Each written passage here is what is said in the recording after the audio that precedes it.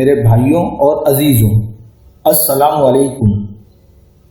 آج میں آپ کی خدمت میں حضرت علی رضی اللہ تعالی عنہ کا ایک بہت مشہور واقعہ بیان کر رہا ہوں۔ حضرت علی رضی اللہ تعالی عنہ نے بتایا، نیک اور جنتی عورت کا سب سے بڑا راز،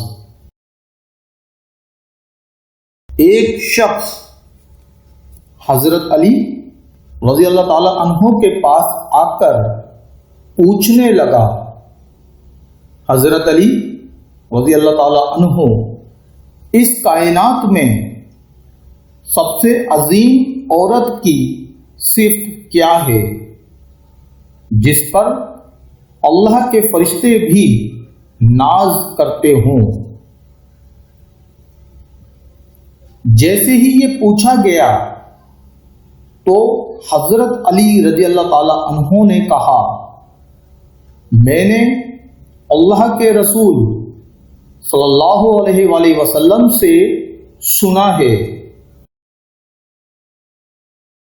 اس زمین پر سب سے افضل عورت وہ ہے جو کم خرچ کرتی ہو، یعنی کفایت سے خرچ کرتی ہو۔